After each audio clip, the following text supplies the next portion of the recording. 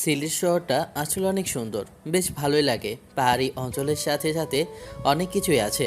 তাদের মধ্যে তাদের ভদ্রতা, অনেক কিছুই আছে। তাদের ভালো ব্যবহার সব কিছু আমাকে মুগ্ধ করে দিয়েছে। সিলেটে ঘুরতে এসেছি। আসলে সিলেট শহরটা অনেক সুন্দর বলে বোঝানো যাবে না। ঘুরতে ঘুরতে প্রায় সন্ধ্যা হয়ে গিয়েছে। হোটেলের ভিতরে প্রবেশ করতেই হাতের ফোনটা বেজে ওঠে। দেখি আম্মুর কল, তাই ফোনটা হাতে নিলাম। তখন আম্মু ওপাশ থেকে বলে ওঠে, কি রে বাবা, কেমন আছিস? কি করছিস? কেমন ঘুরতেছিস? শরীর এখন ভালো তো তোর? তোর তো আবার না ঘোরাঘুরি করলে মন ভালো থাকে না, তাই তোর আব্বু তোকে পাঠিয়েছে। আরে ভালো লাগতো যদি আমার বন্ধুটা থাকতো, তাহলে আর বেশি ভালো লাগতো। হঠাৎ করে হারামি তার নানুর বাসায় চলে যায়, কি আর বলবো। ওর কথা বাদ দে, ওর নানি অসুস্থ তাই চলে গিয়েছে। এখন বল, তুই খাওয়া দাওয়া করেছিস নাকি? আরে সারাদিন তো হাঁটতে হাঁটতে আসলাম। তখনই আম্মুর হাত থেকে ছোট বোন ফোনটা ধরে বলে ওঠে, ভাইয়া, ঠিক আছে তুই খাচ্ছিস, কিন্তু একা একা খাস না, আমাদের জন্য নিয়ে আসবি কিন্তু, নয়তো বাসায় জায়গা দিব না, একেবারে বাসা থেকে বের করে দিব। আচ্ছা ঠিক আছে, আমার পিচ্ছি বুড়ির জন্য বুঝি আনবো না? ভাইয়া তোর জন্য সব কিছু আনবো। কী কী লাগবে তুই লিস্ট করে ভাইয়াকে হোয়াটসঅ্যাপে পাঠিয়ে দে। তোর ওইটা নিয়ে আর বলা লাগবে না, আমি আগে থেকেই তোরে লিস্ট করে পাঠিয়ে দিয়েছি। এখন তুই আসার সময় শুধু আমার জন্য নিয়ে আসলেই হবে, বুঝতে পেরেছিস? যদি ভুল হয় তাহলে কিন্তু তোর খবর আছে। আম্মু আর মিমের সাথে কথা বলে কলটা কেটে দেই, কারণ সারাদিন ঘোরাঘুরি করে প্রচুর পরিমাণ ক্লান্ত হয়ে গিয়েছি। তাই আমি শুয়ে পড়ি। তখনই আবার ফোনটা বেজে ওঠে। দেখি আর কেউ না, আমার হারামি বন্ধু রাহাত কল করেছে। ফোনটা রিসিভ করলাম, তখন ওপাশ থেকে রাহাত বলে ওঠে, কি রে, কেমন ঘোরাঘুরি করতেছিস? একটা কথাও বলবি না? তোকে ছাড়া মজা হয় নাকি? তুই বসে রইলি তোর নানুর বাড়িতে, বললাম কত করে আসার জন্য, না আসবি না। আরে ভাই, নানু অসুস্থ তুই তো বুঝিস, তারপর অবুঝের মতো কথা বললে হবে নাকি? আচ্ছা ওসব বাদ দে, কাউকে ভালো লেগেছে কিনা সেটা বল। জানি না আজও কেন কাউকে ভালো লাগলো না রে ভাই। আমার এই মনটা কি করব, যাকে দেখি কাউকে ভালো লাগে না। কি আর করবি, কপালে যদি না থাকে গিধি, ঠকঠকালে হবে কি? হারামজাদা, মস্কারি করছিস না? আমি তোকে নিয়ে আর পারবো না রে শালা। তুই নিজেই তো মানুষ হতে পারলে না, আমাকে আর করতে দিলি কই? আমরা বললেই তো কত রকমের রং আর রঙের কথা তোর মুখ থেকে শোনা লাগে। আচ্ছা বাদ দে, তাহলে কবে আসছিস সেটা বল। আমাদের তো আবার ভার্সিটি আগামীকালকে খুলে যাবে। আর নেহা তো অনেকবার কল করেছে, ওকে কি বলবো? ওই পাগল মেয়েটাকে কি আর বলবি, বলে দে আমি ঘোরাফেরা করছি, তার জন্য কল ধরতে পারছি না। আমাকে বিরক্ত করতে বারণ করে দে। মেয়েটা ধীরে ধীরে আমার প্রতি কেমন দুর্বল হয়ে যাচ্ছে। সব মেয়েরা তত দিয়ে দুর্বল হয়ে যায়। কি করবি, তুই এমন মানুষ যে করবে তোকে দেখলেই পাগল হয়ে যাবে। ওই নাটক বাদ দে। এখন তুই বল, তোর ফারজানা মানে তোর ক্রাশের কি অবস্থা? কি বলবো ভাই, তুই আসলে না হবে, নতুন ও অ্যাডমিশন নিয়েছে, এখনো নাম্বারটা ম্যানেজ করতে পারেনি। এর উপর তুই তো জানিস ও আমাদের সিনিয়র, তাই তো ভয় কিছু বলতে পারছি না। তুই ভয় পাচ্ছিস কেন? এই পুরো ভার্সিটি চলে আমার কথায়, আর তুই আমার বন্ধু হয়ে নিজেই ভয় পাচ্ছিস? তুই মনে হয় ভুলে যাচ্ছিস এই পুরো ভার্সিটির মালিক আমার বাবা। আরে ভাই, তুই চিন্তা করিস না, আমি একবার আসি, এরপর তোর সব সেটিং করে দেব। আচ্ছা আগে তুই আয়, তারপর না হয় দেখা যাবে। এখন তুই কোথায় আছিস সেটা বল। এই তো আমি রুমে শুয়ে আছি, সমস্যা নেই। রাতে বাইরে যাস না, কারণ ওইখানে ছেলে পেলেটা ভালো না, তাই রাতে বাইরে হওয়ার কোনো দরকার নেই। আচ্ছা ঠিক আছে, আমি আগামীকালকে চলে আসবো, তাহলে তুই থাক। গাড়ি কি নিয়ে গেছিস নাকি এমনি ট্রাভেল করছিস? না, আমি তো বাসা থেকে গাড়ি নিয়ে যাইনি। আবু বলেছিল, তুই তো জানিস আমরা কখনো ঘুরতে গেলে নিজেদের পার্সোনাল গাড়ি নিয়ে যাই না, তাহলে মজা পাওয়া যায় না। এই কথা অবশ্য ঠিক বলেছিস, ঘুরতে যাব খুবই নর্মালভাবে, সুন্দরভাবে, বড়লোকের সাজে যাই তাহলে মজাটাই নেই। রাহাতের সাথে আরও কিছুক্ষণ কথা বলে কলটা কেটে দিয়ে এরপর ঘুমিয়ে যায়। তারপর আগামীকালকে বাসায় চলে যেতে হবে। সব জায়গা ঘোরা হয়েছে। সিলেট শহরটা যেমন সুন্দর, তেমন সিলেটের মানুষও অনেক সুন্দর, তাদের ব্যবহার অনেক ভালো। আমার কাছে বেশ ভালোই লাগেছে। আমি পার্সোনালি সিলেটে গিয়েছি। আপনারা যদি কখনো গিয়ে না থাকেন তাহলে অবশ্যই যাবেন। সিলেট শহরটা অনেক সুন্দর, আর এবং তাদের মানুষগুলো অনেক ভালো। ফারজানা, কথা চিন্তা করতে করতে আমি ঘুমাতে পারি না। বারে বারে শুধু মুখটা বেশ আছে। প্রথম দেখতে কি করে যে প্রেমে পড়ে গেলাম আল্লাহই জানে। প্রেমে পড়েছি তাও আবার সিনিয়র মেয়ের প্রেমে। আল্লাহ জানে কপালে কি আছে।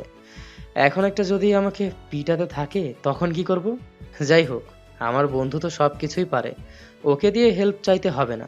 আমার বন্ধু হারামি আর যাই নাই হোক, আচ্ছা সে কিন্তু ভালোই প্রেমের ভিতরে রোমিও আছে। এসব কথা ভাবছিলাম তখনই হাতের ফোনটা বেজে ওঠে। ফোনের স্ক্রিনে দেখি নেহা কল করেছে। যা বাবা, এখন কে কি বলবো। যাই হোক, আর কিছু চিন্তা না করে ফোনটা রিসিভ করলাম। তখন নেহা বলে ওঠে, আচ্ছা রাহাত, তোমার সাথে কি কথা হয়েছে নিলয়ের সাথে? নিলয় আমার ফোন ধরছে না, ও কি খুব বিজি? তুমি তো জানো ও সিলেট গিয়েছে ঘোরার জন্য। অনেক বিজি, সারাদিন ঘোরাঘুরি করে খুব টায়ার্ড, তাই ঘুমিয়ে গিয়েছে। আমাকে একটু ফোন করে বলেছে যে মাত্র বাসায় এসেছে, তাই আমি ওকে আর বিরক্ত করিনি। তাই ও মনে হয় ঘুমিয়ে গিয়েছে, তোমার ফোনটা ধরতে পারিনি। আমার কাছেও এটা মনে হয়েছে, আর ওর জন্য খুব চিন্তা হচ্ছিল, তাই কল করেছি। আসলে এর আগে তো আমাদেরকে সবসময় বলে দিত, তাই আমাকে বলে যায়নি, তো তাই একটু চিন্তা করলাম। আচ্ছা, চিন্তা করার প্রয়োজন নেই, আগামী কালকে ও চলে আসবে। আমাদের তো ভার্সিটি একদিন পরেই খোলা। ও আজকে আমাকে বলেছে যে চলে আসবে, তোমার চিন্তা করা লাগবে না। আর ওর শুধু চিন্তা হয়, আমার চিন্তা হয় না। আরে তোরা দুজন তো আমার বন্ধু, তোদের চিন্তা করব না তো কার চিন্তা করব? আসলে ও তো সবসময় শুধু মানুষের সাথে ঝগড়া করে, তাই চিন্তা করে, ওর মাথা গরম, কি বলবো। আমার বন্ধু, আমি জানি আমরা দুজন একই রকম। কোথাও অন্যায় দেখলে আমরা চুপ থাকতে পারি না, কারণ আমরা পুরুষ মানুষ। আমরা কখনো অন্যায়কে প্রশ্রয় দেই না। এমন নেতাগিরি এখন আর দেখানোর কোনো প্রয়োজন নেই। তোরা এখন চুপচাপ করে ঘুমিয়ে যা, বুঝতে পেরেছিস? তোর বন্ধুকে বলে দে ঘুমানোর জন্য, আর দেখে শুনে চলার জন্য। ঠিক আছে, তাকে আবার এসব নিয়ে ভাবতে হবে না। এগুলো আমি আগেই বলে দিয়েছি। নাটক করিস, আমাকে তো একদিনও বলিস না যে রাহাত একটু দেখে চলাফেরা কর। তুই না, তোর সাথে কথাই বলবো না। কথাটা বলে কলটা কেটে দিই, আর নিজের মনে হাসতে থাকি। আসলে আমি যখন প্রথমবার নিলয়কে ভার্সিটিতে দেখি, সেই প্রথম দেখাতেই আমি ওকে ভালোবেসে ফেলেছিলাম। কিন্তু আমার চেয়ে ভালোবাসার কথাটা ওকে আমি বলতে পারিনি, যদিও আমাকে রিজেক্ট করে দেয়। সেই জন্য প্রথমে আমি বন্ধু হই, এরপরে ধীরে ধীরে এক সেমিস্টার থেকে এসব ফাইনাল সেমিস্টার চলে যায়। এরপর ফার্স্ট ইয়ার, সেকেন্ড ইয়ার, এখন বর্তমানে থার্ড ইয়ারে আছে। এখনও বলতে পারছি না, ভাবতেছি বলবো, কিন্তু মনের ভিতর কেমন জানি না ভয় কাজ করে। কিন্তু আমার বিশ্বাস আমি ওকে কিছুদিনের মধ্যে আমার সেই পুরনো মনের কথাটা যা আছে সব কিছু ওকে বলে দিব। ও বোঝে না আমি কেন ওর সাথে এমন কথা বলি। যাই হোক, মনের কথা মনে রাখলে কেমন জানি লাগে, তাই আর মনে রাখার প্রয়োজন নেই। ওকে সময় হলে সব কিছু খুলে বলবো। এইসব ভাবতে ভাবতে কোলবালিশটা জড়িয়ে ধরে আমি ঘুমিয়ে পড়ি। সকালবেলা ঘুম থেকে উঠে ফ্রেশ হয়ে আগে নীলাকে কল করলাম। তখন দেখলাম ঘুম ঘুম চোখে নিলয় বলে ওঠে, কি রে হারামজাদা, এত সকালবেলা কল দিয়ে ঘুমটা ভেঙে দিলি? কি হয়েছে তোর? এত সকাল সকাল কল করেছিস কেন? হারামজাদা, এইটা তোর সকাল মনে হয়? ঘড়ি প্রায় 12টা বেজে গিয়েছে, তুই বলছিস সকাল? তো তোকে নিয়ে পারা যায় না। আর আমি ভাবলাম তুই সকালবেলা রওনা দিয়েছিস। রাহাতের কথায় আমি হাতের ফোনটা চেক করে দেখি, আসলেই তো অনেক বেলা হয়ে গিয়েছে। এত সময় ধরে ঘুমিয়ে আছি বুঝতেই পারিনি। তখন রাহাতকে বলে উঠি, আরে কত সময় ধরে ঘুমিয়ে আছি নিজেও যায় না, অ্যালার্ম দেওয়া নাই তো? তুই তো আবার জানিস আমার অলসতার সম্পর্কে। তোর সম্পর্কে জানি বিদায় আমি এখন কল করেছি। আমি জানি তুই এখনো ঘুমিয়ে আছিস। যাই হোক, রেডি হয়ে তাড়াতাড়ি চলে আয়। আচ্ছা ঠিক আছে, তাহলে তুই ফোনটা রাখ, আমি তাহলে রেডি হইতেছি। কথাটা বলতে রাহাত কলটা কেটে দেয়। আমি ওয়াশরুমে চলে যাই। আপনাদেরকে তো আমার পরিচয়টা দেওয়া হলো না, তাহলে আপনাদেরকে এই সময় পরিচয়টা দিয়ে দিই। আমি নিলয় চৌধুরী, পরিবারের বড় সন্তান। আমার একটা পিচ্চি বোন আছে, তা তো আপনারা দেখতেই পাচ্ছেন, খুবই পাকা আর দুষ্ট। আমার বাবা কিন্তু এই শহরে সবথেকে ধনী আর বড় ব্যবসায়ী। এটাই হচ্ছে আমার পরিচয়। যাই হোক, রেডি হতে হতে প্রায় দুপুর হয়ে গিয়েছে। এখন গাড়ি পাবো কি না জানি না। হোটেলে খেয়ে এরপর বিলটা পরিশোধ করে আমি রওনা দিলাম বাসায় যাওয়ার জন্য। শালার ট্রেনটাও মিস করে ফেললাম। ট্রেন চলে গিয়েছে, এখন কি করবো বুঝতে পারছি না। তাই কি আর করার, বাসে করে যেতে হবে। তাই বাসের টিকিট কেটে আমি উঠলাম ঢাকায় যাওয়ার উদ্দেশ্যে। কপাল খারাপ হলে যা হয়, এখনও এখান থেকে একটা যাত্রী ওঠেনি। আর এমনিতেই বাসের মধ্যে আমার তেমন ভালো লাগে না।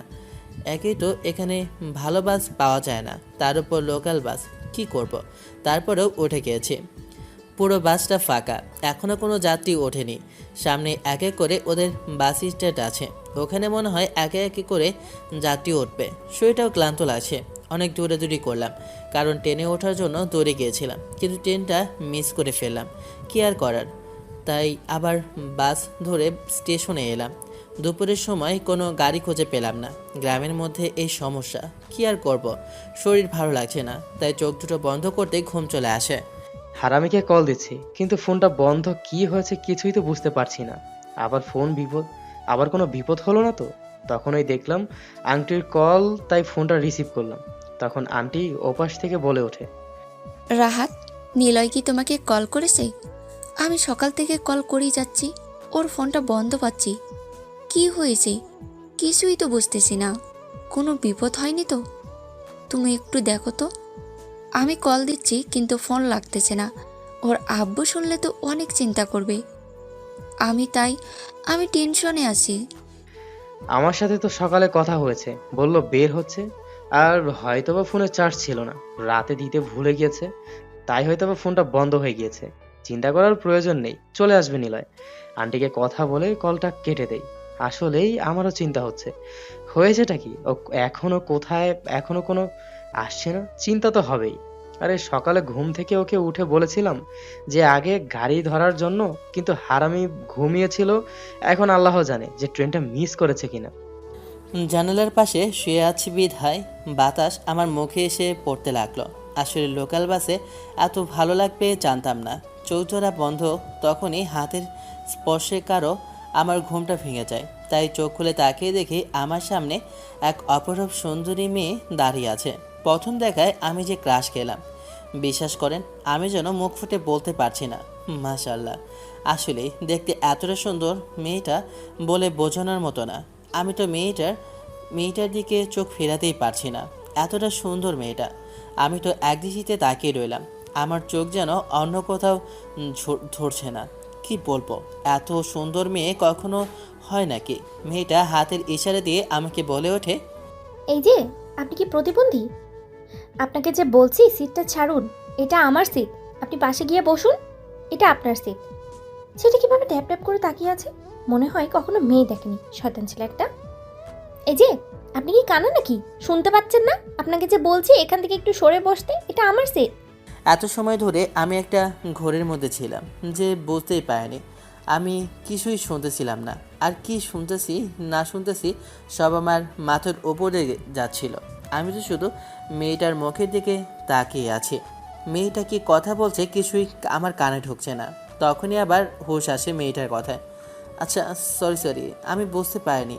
আপনার পাশে আমি বসে গিয়েছি, আপনি বসুন। ছেলেটাকে দেখে হাসবো নাকি কি বলবো কিছুই বুঝতেছি না। যাই হোক, আমি কিছু না ভেবে নিজের সিটে গিয়ে বসলাম। কিন্তু ছেলেটাকে দেখে মনে হয় না যে ছেলেটা কোনো সাধারণ ঘরের ছেলে। তারপরও আমার জানা নেই, ইদানিং ছেলেরা মেয়েদেরকে পড়ানোর জন্য অনেক ভালো দামি জামা কাপড়ই পরে থাকে। ওদের মতো ছেলেরা না তো আল্লাহ বাঁচালেই হবে। ওদের থেকে যতটা পারা যায় দূরে থাকাই ভালো। আমি তো মনে মনে অনেক খুশি, আল্লাহকে অনেক ধন্যবাদ। আজকে যদি ট্রেনটা মিস না হতো তাহলে হয়তোবা আমি আমার মনের মানুষের সাথে দেখা করতে পারতামই না। এসব ভাবতেছি আর আল্লাহ তাআলার কাছে শুকরিয়া আদায় জানাচ্ছি। মেয়েটার কথা কি বলবো, মেয়েটা একটা মোটা ফ্রেমে চশমা পরে আছে, আর দেখলাম ব্যাগ থেকে একটা বই বের করলো, আর মুখের মধ্যে একটা কলম দিয়ে শুধু পড়তেছে আর কি জানি ভাবতেছে। জানালার পাশ দিয়ে হালকা বাতাসে চুলগুলো মেয়েটার মুখে আসছিল, আর বারে বারে মেয়েটার চুলগুলো শুধু তার কানের পিছে গুঁজে দিচ্ছিল। বিষয়টা দেখতে বেশ ভালোই লাগছিল আমার। হঠাৎ করে মনে হলো অনেকক্ষণ সময় হয়ে গিয়েছে, প্রায় বিকাল হয়ে গিয়েছে। আমি তো বাসায় কল করিনি, বাসায় তো চিন্তা করবে। হাতের ফোনটা চেক করে দেখি অফ হয়ে গিয়েছে, তাই আমি মেয়েটাকে বলে উঠলাম, আচ্ছা আপনার ফোনটা কি দেওয়া যাবে? আসলে আমার ফোনে চার্জ নেই, অফ হয়ে গেছে, বাসায় একটা কল করব। আপনার সমস্যাটা কি সেই শুরু থেকেই দেখতেছি। আপনি আমাকে ফলো করছেন, আমার দিকে তাকিয়ে আছেন এবং আমার কাছ থেকে ফোনটাও চাইতেছেন। সমস্যা কি আপনার? মতলবটা কি আমাকে বলুন। আপনাদের মতো ছেলেদের না আমার ভালো করে জানা আছে। আপনি কি সব ভাবতেছেন কিছুই তো বুঝলাম না। আসলে আমার ফোনের চার্জ শেষ হয়ে গিয়েছে, এই যে আপনি চেক করে দেখুন। ছেলেটা আমার হাতে ফোনটা দেয়। ফোনটা দেখলাম অনেক দামি। হ্যাঁ, চার্জ নেই ফোনে, কিন্তু আমার কাছে বিরক্ত লাগছে। তাই আমি এটার উদ্দেশ্যে গড়ে উঠলাম, আমি আপনার মতো বড় লোক নই, আর আমার ফোনে শুধু মিস কল দেওয়ার মতোই টাকা আছে। তাছাড়া আমার ফোনে কোনো টাকা নেই। আচ্ছা, একটাই কল দেব, আর কল দেব না। কি আর করবো, এক প্রকার ছেলেটা আমার কাছ থেকে জোর করেই ফোনটা নিল। এরপর বাপরে বাপ, মেয়েটা দেখছি খুবই দেমাকে। হাতের ফোনটা নিয়ে আমি রাহাতকে একটা কল করলাম। আমি ফোনটা নিয়ে একটু দাঁড়িয়ে সামনে গেলাম, তখন মেয়েটা বলে ওঠে, এই যে, আপনি আমার কাছ থেকে ফোনটা নিয়ে পালিয়ে যাচ্ছেন না তো? আমার প্লিজ ফোনটা দিয়ে দেন। এটা একটা মাত্র ফোন আমার কাছে, এটা নিয়ে গেলে আমার আর কারোর সাথে কথা বলতে পারবো না আমি। কি বলবো? মেয়েটার কথায় আমি হাসবো নাকি কানবো কিছুই বুঝতেছি না। হাতে মাত্র একটা কম দামি স্মার্টফোন, দাম নেই 4 থেকে 5 হাজার, তা নিয়ে আমাকে বলছে আমি পালিয়ে যাব। আমার ফোনটা এখনই মেয়েটার পাশে আছে। তখন মেয়েটার উদ্দেশ্যে বলে ওঠি, আপনার ফোনে মনে হয় নেটওয়ার্ক পাচ্ছে না, তাই আমি একটু সামনে গিয়েছিলাম। আর আমার ফোনটা তো আপনার পাশেই আছে। আমার ফোনটা বিক্রি করলে এমন হাজার হাজার ফোন কিনা যাবে। দেখুন, আপনার ফোন লাখ টাকা হলেও আমার কিছু যায় আসে না, কিন্তু আমার 2 টাকার ফোন আমার কাছে অনেক বেশি, লাখ টাকারও বেশি। মেয়েটার সাথে কথা বলে পারবো না, তাই রাহাতকে আবার কল দিতে লাগলাম। 3-4 বার কল দেওয়ার পর ফোনটা রিসিভ করলো। ছেলেটাকে দেখে এমন মনে হয় না, এমনিতে তো কিউটই আছে, কিন্তু ছেলেটার স্বভাব দেখে এমনটা মনে হচ্ছে যেন একটা রংবাজ। বড়লোক ছেলেরা এমনি বাবার টাকা পয়সা পেয়ে বিগড়ে যায়। দেখছেন কল কেটে দিচ্ছি, তারপরও এত কেন কল করছেন? হারামজাদা, কলটা আমি করেছি। আমি নিলয় বলতেছি। নিলয়, তুই কোথায় আছিস? তোর জন্য চিন্তায় আছি। তুই কোথায় আছিস? তোর ফোনের কি হলো? আন্টি তোর জন্য চিন্তা করছে। কয়টা ফোন দিলাম, তোর ফোনের কি হলো? কথাটা বলা শেষ করতে পারলাম না, ফোনের টাকাটা শেষ হয়ে গেল। তখন মেয়েটা আমার থেকে ফোনটা নিয়ে আমার উদ্দেশ্যে বলে ওঠে, দিয়েছেন তো আমার টাকাগুলো শেষ করে? এখন শান্তি হয়েছে তো টাকা শেষ করে? কতবার করে বললাম যে অল্প টাকা আছে, এখন আমি কি করব? এই টাকাগুলো আমার শেষ ছিল, এখন আমি টাকা ভরতে পারবো? হারামজাদাকে বলবো আবার কল করার জন্য, তার আগে ফোনটা কেটে গেল। তখনই দেখলাম ফোনটা বেজে ওঠে। ওই নাম্বার থেকে তখন ছেলেটার হাতে ফোনটা দিয়ে বলি, এ নিন, কথা বলুন। মেয়েটার হাত থেকে ফোনটা নিলাম। ফোনটা নেওয়ার পরে তখন রাহাত বলে ওঠে, কি রে ভাই, মেয়েটা? একটা মেয়ে শব্দ পেলাম। তোর পাশে মেয়ে কোথায় আসলো? আর ফোনটা কার? যে মেয়েটার কথা শব্দ পেলি তারই এটা ফোন। এই ফোনে টাকা ভরে দিস তো 500। আচ্ছা, বুঝলাম। এখন বল, তোর ফোনে কি হয়েছে আর হয়েছেটা কি? আরে ভাই বলিস না, ট্রেনটা মিস করে ফেললাম, সেই জন্যই তো এত সমস্যার মধ্যে পড়তে হলো। অবশ্য ভালোই হয়েছে। ভালো হয়েছে মানে? তোর কথাটা তো আমি ঠিক বুঝতে পারছি না, একটু খুলে বলতো ভাই। যা বলার তখন সামনে গিয়ে বলবো, এত কথা বলতে পারবো না। আর আজকে তো আমাদের বৃদ্ধাশ্রম থেকে লোক আসবে টাকা দেওয়ার জন্য। টাকাগুলো রেডি রেখেছিস তো? তোর ওইটা নিয়ে চিন্তা করা লাগবে না, আমি সব কিছু ম্যানেজ করে নিয়েছি। আর তোকে ওরা ফোন দিতে পারে, আর তোর কথা অনেকবার বলছিল সবাই। আচ্ছা, এই নাম্বারটা দিয়ে দিস, যেহেতু আমার এখন ফোনটা বন্ধ আছে। আসলে ফোনের চার্জ ছিল না, তাই বন্ধ হয়ে গিয়েছে। আচ্ছা ঠিক আছে, তাহলে তুই থাক, আমি তাহলে বলে দিচ্ছি আন্টিকে। রাহাত কথাটা বলে কলটা কেটে দেয়।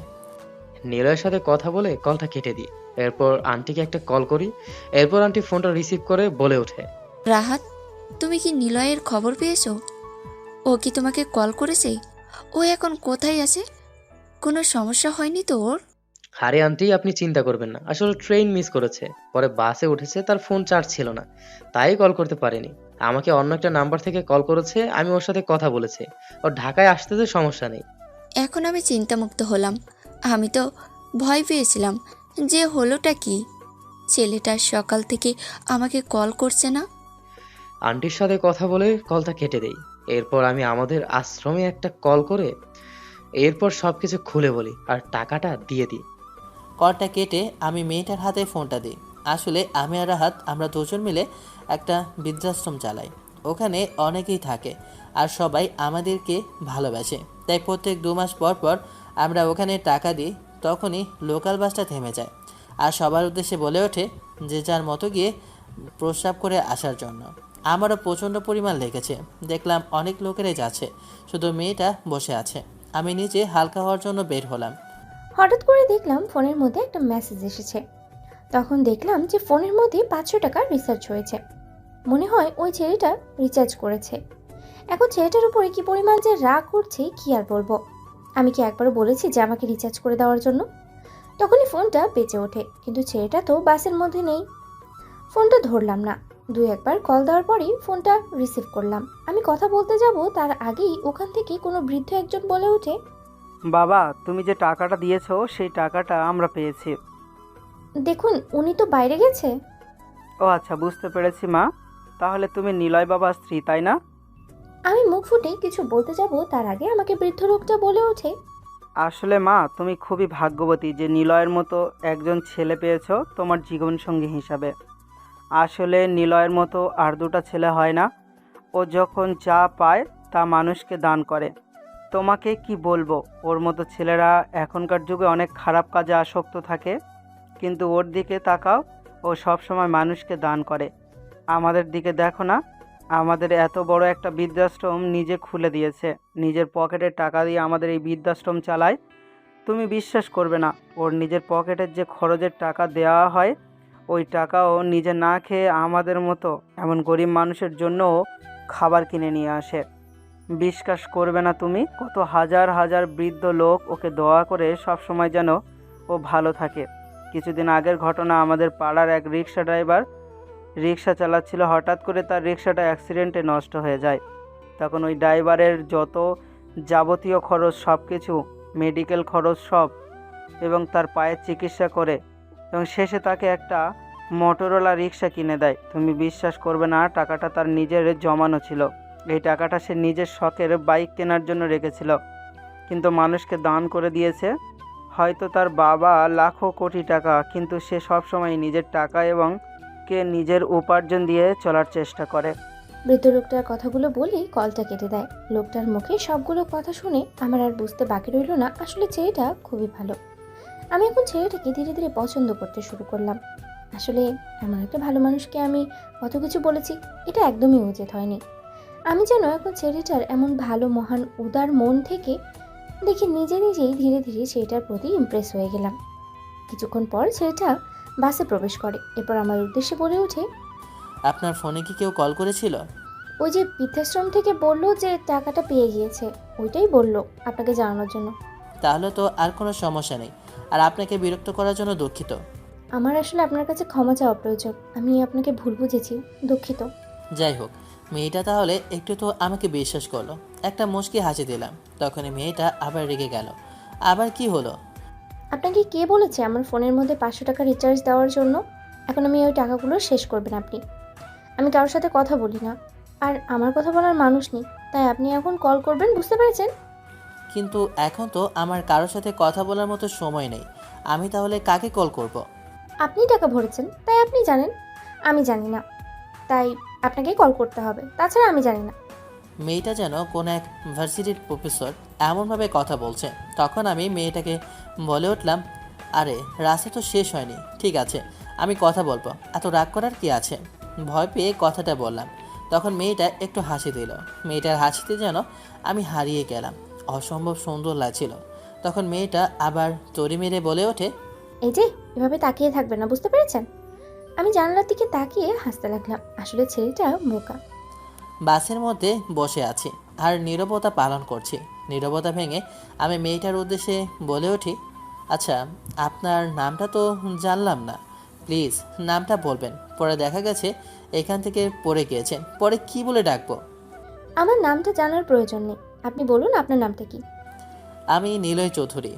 ঠিক আছে নিলয় চৌধুরী। আরে চৌধুরী লাগান লাগবে না, নিলয় বললেই হবে। আচ্ছা আপনি এখন কিসে বর্তমানে জানতে পারি? আমি গ্র্যাজুয়েট কমপ্লিট করেছি আর শহরে যাচ্ছি, একটা চাকরি হয়েছে তার উদ্দেশ্যে। যা বাবা, মেয়েটা তো আমার থেকে সিনিয়র। আমি তো ভাবলাম আমার জুনিয়র হবে, কিন্তু এখন তো দেখি আমার সিনিয়র। কিন্তু কোনো অংশে বোঝা যায় না যে মেয়েটা আমার সিনিয়র। এসব কথার মধ্যে হঠাৎ করে গাড়ির চাকাটা পাংচার হয়ে যায়। মেয়েটা চিৎকার করে আমাকে জড়িয়ে ধরে। তখন যে কেমন রোমান্টিক লাগছিল বলে বোঝানো যাবে না। তখন মেয়েটা আমাকে ছেড়ে দিয়ে নিজেকে স্বাভাবিক করে কোলে থেকে উঠে বলে ওঠে, আসলে আমি সরি, আমি জোরের শব্দ খুব ভয় পাই। তখন ড্রাইভার ডাক দিয়ে বলে যে চাকাটা পাংচার হয়ে গিয়েছে। তাই কি আর করার, আমি নিচে নেমে আসলাম। ইরা ওখানে বসে রইল আমি নিচে নিচে এসে দেখলাম সামনে একটা দোকান আছে, ওখানে চা আর সিগারেট নিলাম। এরপর ওখানে চাটা খেয়ে সিগারেটটা ধরিয়ে আশেপাশে হাঁটতে লাগলাম। প্রায় আধা ঘন্টা পর ড্রাইভার ডাক দিয়ে বললো যে চাকাটা সে ঠিকিয়েছে। তা আমি বাসে উঠলাম। বাসে উঠে দেখি মেয়েটা বাচ্চাদের মতো ঘুমিয়ে আছে। ঘুমন্ত অবস্থায় ওকে পরীর মতো লাগছে, তাই আমি ওর পাশেই বসে রইলাম। মেয়েটাকে দেখতে দেখতে কখন যে ঘুমিয়ে পড়ি আমি নিজেও জানি না। চোখ মেলে তাকাতেই দেখলাম আমার পাশে মেয়েটা নেই। দেখ শালা, ঘুমিয়ে পড়লাম, মেয়েটা কোথায় নামলো জানলামই না। ড্রাইভার আর এবং কি কন্ট্রাক্টরকে জানালাম, কিন্তু তারা কেউ বলতে পারছে না। তাই কি আর করার, কিছুক্ষণ পরে আমি চলে আসলাম আমার বাসার কাছে। বাস থেকে নেমে গেলাম আর রাহাতকে একটা কল করলাম। কি রে, এত সময় লাগলো কেন? তুই কি আবার আকাম করলি নাকি? কম করে হলেও 4 ঘন্টা লেট করে দিলি। তোর হারামি, তুই যা ভাবতেছিস তা না। আসলে তোকে আমি এসে বলবো, এখন তুই আয় তো, আমি বাস স্টেশনে দাঁড়িয়ে আছি। কথাটা বলে আমি কলটা কেটে দিয়েছি। কিছুক্ষণ পর রাহাত আসে। রাহাত এসে বলে ওঠে, কি রে, তোরে তো সময় লাগে বুঝি না ভাই। কি করছিলি? 8টা বেজে গেছে। আপনারা হয়তো ভাবতেছেন যে আমার ফোনে চার্জ কোথা থেকে আসলো। আসলে আমি একটা দোকানের সামনে নেমে গিয়েছিলাম, আর ওই দোকান থেকে মাত্র কিছুটা চার্জ দেওয়ার ব্যবস্থা করেছিলাম আর কি। তারপরে কিছুটা চার্জ হলে তখন রাহাতকে ফোন করি, আর যা হলো তা তো আপনারা দেখলেনই। এত নাটক করিস না, বাইক নিয়ে এসেছিস, এখন এগুলো বাইকের মধ্যে উঠিয়ে নিয়ে চল। মনে তো হয় অনেক কিছু নিয়ে এসেছিস। এখন কি এগুলো সবগুলো তোর বাইকে ওঠানো সম্ভব নাকি? তুই হরামজাদাই তো বাইক নিয়ে এসেছিস। আচ্ছা দাঁড়া, আমি ড্রাইভারকে কল করে বলছি, ও আসতেছে। তোর ড্রাইভার আসবে নাকি আমার বাসা থেকে ফোন দেবে? আরে না, আমারটা একটু বাইরে গিয়েছে, এখনই চলে আসবে ফোন দিলে। আমি ড্রাইভারকে কল করলাম, কিছুক্ষণ পর ড্রাইভার আসছে। ওকে সবকিছু দিলাম পাঠিয়ে দেওয়ার জন্য। আমি আর নিলয় দুজন ওদের বাসায় যেতে লাগলাম। আমরা দুজন ওদের বাসায় এসে পৌঁছালাম। এরপর বাসার কলিং বেল দিতে আনতে এসে দরজা খুলে দেয়। আমাদেরকে দেখে আন্টি বলে ওঠে, কে রে নিলয়, এত রাতে এত সময় হলো যে? সেই সকালে নাকি তুই রওনা দিস, এখন রাত হয়ে গিয়েছে। সারাদিন কোথায় ছিলি? ওখান থেকে আসতে এত সময় লাগে? দৌড়াদৌড়ি করে আমি গিয়ে বাস ধরেছি, কারণ ওই সময় বাস ছাড়া আর কোনো বাস পাওয়া যায় না। আচ্ছা ঠিক আছে, এখন যা, দুজনে হাত মুখ ধুয়ে নিচে আয়, তোদের জন্য খাবার দিচ্ছি আমি। আম্মু কথাটা বলে ভিতরে চলে যায়। ছোট বোনটা মনে হয় আজকে ঘুমিয়ে গিয়েছে, আমার জন্য অনেক চিন্তা করেছে। আসলে আমার বোনটা আমার জন্য অনেক চিন্তা করে। চিন্তা করবেই বা না কেন, আমি যে তার একমাত্র ভাই। আমি ওয়াশরুমে গিয়ে ফ্রেশ হয়ে নিচে আসলাম, দেখলাম এখনও রাহাত দাঁড়িয়ে আছে। আমি বসলেই রাহাত পাশে বসলো। তখন আমাদের দুজনকে খাবার বেড়ে দেয়, আমরা দুজন খেতে লাগলাম। তখন আম্মু বলে ওঠে, আচ্ছা রাহাত, তোমার নানু কি ভালো আছে? কোনো খোঁজখবর নিয়েছো? এখন উনি কেমন আছে? আসলে অনেক আগে দেখেছি, বুড়ো হয়ে গিয়েছে। সেই কবে তোমার নানুর সাথে কথা হয়েছে, এরপর তো আর আসতে পারিনি। ডাক্তার বলেছে ওনাকে শুধু রেস্ট করার জন্য। এখন ওনার আর হাঁটাহাঁটি করা সম্ভব না, তাই বাসায় হুইল চেয়ার নিয়ে ওনাকে একটু বাইরে নিয়ে যায়। তাছাড়া আর উনি বের হতে পারে না। আমাদের জীবনটা এমন বাবা, বুঝতে পেরেছো? প্রথম বয়সটা আমাদের যায় হাসি খেলা আর অনেক কিছু নিয়ে। তখন আমাদের থাকে বাল্যকালে। বাল্যকালে ছেলেরা খেলাধুলা করে মাঠে, আর মেয়েরা খেলাধুলা করে তাদের ঘরে। বাল্যকালের পরে তাদের যে জীবনটা আছে, তখন সেটা আসে ছেলেদের জন্য, তাকে উপার্জন করা। আর মেয়েদের ক্ষেত্রে আসে বিয়ের সংসার। সংসারের ঘাটতি টানতে টানতে কেউ হয়ে যায় বৃদ্ধ, আর কোনো ছেলেরা সংসারে উপার্জন করতে করতে তখন তারা হয়ে যায় বৃদ্ধ আর বৃদ্ধা। তখন তাদেরকে কেউ আসে দাদি বলে, মা এসে বলে, আর বাবা এসে বলে, কিন্তু তারা কেউ কাউকে মা বাবা বলতে পারে না, কারণ তাদের মা বাবা পৃথিবীতে নেই। জানো বাবা, সব থেকে কষ্টের বিষয় কোনটা? যখন তুমি মারা যাবে, তখন তোমাকে কেউ তোমার নাম ধরে ডাকবে না, শুধু তোমায় বলবে লাশ। এছাড়া তোমাকে আর কেউ কিছু বলবে না। তাই আখিরাতের জন্য যা কিছু তুমি কামাই করবে, তাই তোমাকে পরকালে আলাদা আলাদা ওই হিসাবে জান্নাত জাহান্নাম দেবে। আন্টি কথাগুলো বলে আমাদেরকে খাবার দিয়ে ওখান থেকে চলে যায়। আমরা দুজনে খেতে লাগলাম। খাওয়া দাওয়া শেষ করে আমি আর রাহাত দুজনে আমার রুমে যাই। রুমে যাওয়ার পর তখন রাহাত আমার উদ্দেশ্যে বলে ওঠে, কিরে ভাই, আমি দেখতেছি আসার পর থেকে তোর মুখের মধ্যে কেমন হাসি লেগেই আছে। কাহিনীটা কি, একটু খুলে বলতো। মামা, তোর তো মনে হচ্ছে মনের ভিতরে কোনো একটা গন্ডগোল চলতেছে। আমাকে একটু বল দেখি, তোর মনের ভিতর কি চলতেছে, আমি একটু কান পেতে শুনি। আমার মনের ভিতর এমন একটা জিনিস এখন চলতেছে তা শোনার জন্য তোর এখনও সেই ক্ষমতা হয়ে ওঠেনি রে রাহাত। তুই তো এখনও প্রেমে পড়িসনি, আমি তো প্রেমে পড়ে পাগলা হয়ে গিয়েছি রে। না রে ভাই, এমন প্রেমে পড়ার আমার দরকার নাই যে প্রেমে পড়ে হাত পায়ের সাথে আমার মাথাটাও খারাপ হয়ে যাবে। আমিও তো পাগল হওয়ার জন্য কেন কোন দুঃখে প্রেমে পড়তে যাব। তোর দরকার হলে তুই নিজেই পড়, আমার দরকার নেই। আমি ছোটখাটো একটা প্রেম পড়বো, যেখানে পড়লে হাত পা ভেঙে নিজে সুস্থ থাকা যায়। তোর হারামি, তুই আসলে বিষয়টা বুঝতেছিস না। ভালোবাসা কত প্রকার এগুলো বোঝার জন্য তোর এখনও পড়াশোনা করা লাগবে রে পাগলা। এত ঢং অভিনয় না করে আমাকে সবটা খুলে বল, কি হয়েছে শুনি। তোর ভাই একটা প্রেমে পড়েছে, তাও আবার একটা সিনিয়র মেয়ের প্রেমে। তাও আবার জানিস, মেয়েটা আমার থেকে 5 বছরের সিনিয়র, কারণ মেয়েটা গ্র্যাজুয়েট কমপ্লিট করেছে। বলিস কি, তাহলে তুই অবশেষে একটা সিনিয়র মেয়ের প্রেমে পড়ে গেলি। আমি যেমন একটা সিনিয়র মেয়ের প্রেমে হাবুডুবু খাচ্ছি, আজকে তাহলে তুই একটা সিনিয়র মেয়ের প্রেমে পড়ে গেলি। তাহলে কে এখন মেয়েটার বাসায় কোথায় নাম্বার পেয়েছিস? দুঃখের কথা তোকে কি বলবো রে ভাই, আসলে আমি নাম্বার তো পেয়েছি, কারণ তোর ফোনে আমি কল করেছিলাম না, কিন্তু বাসা কোথায় জানতে পারিনি, কারণ বাস থেকে ওঠার পর তো সব কিছু হয়েছে, কিন্তু নামার সময় আমি ঘুমিয়েছিলাম, আর মেয়েটা কোথায় নেমে গিয়েছে আমি নিজেও জানি না।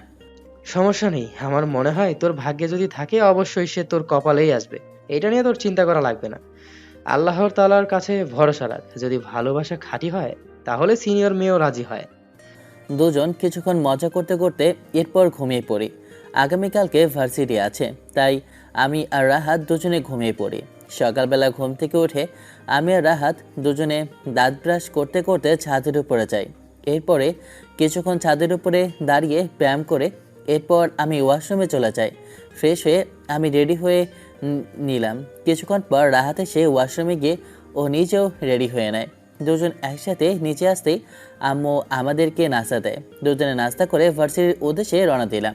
তোর নতুন বাইকটা কি বের করবি, নাকি আর বাইকটা এখন কোথায় আছে দেখলাম না। তোর আব্বু নাকি নতুন বাইকটা শোরুম থেকে গতকালকে কিনেছিল। আব্বু তো মনে হয় সকাল সকালে অফিসে চলে গিয়েছে, একটা মিটিং আছে হয়তো, তাই আর আমাকে ঘুম থেকে জাগায়নি। চাবিটা তো আব্বুর কাছে। আজকে তোরটা বের কর, আজকে না হয় ওটাতেই যাই। আচ্ছা ঠিক আছে, তাহলে চল, দেরি হয়ে যাচ্ছে এমনিতেই। কথাটা বলে আমি আর রাহাত দুজনে বাইকে উঠে বসি।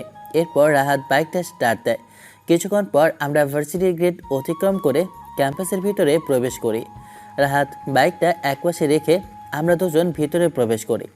আমাদেরকে দেখে তখন নেহা তো দৌড়ে আসে আর বলে ওঠে, আচ্ছা, তোমাদের দুজনের পরিচয়টা কি আমাকে একটু বলবে? সকাল থেকে কল করে যাচ্ছি, একটা ফোন রিসিভ করছো না। তোমরা দুজনকে পড়ে পড়ে ঘুমাচ্ছিলে নাকি? আরে ভাই, তুই বলিস না, ওকে আমি গতকালকে নিয়ে বাসায় গিয়েছিলাম। বাসায় আমি ওর সাথে ছিলাম আর দুজনে ঘুমিয়েছিলাম, কারণ রাতে অনেকক্ষণ গল্প করেছি। আজকে ঘুম থেকে উঠতে দেরি হয়ে গিয়েছে এবং ফোনের অ্যালার্ম শুনতে পাইনি। ভালো হয়েছে, এখন তো এখানে একটা ঘটনা ঘটে গিয়েছে। নেহার কথায় আমি ভ্রমুজকে বলে ওঠি, মানে আমি তো তোর কথা কিছুই বুঝতে পারছি না, হয়েছেটা কি সেটা তো বলবে।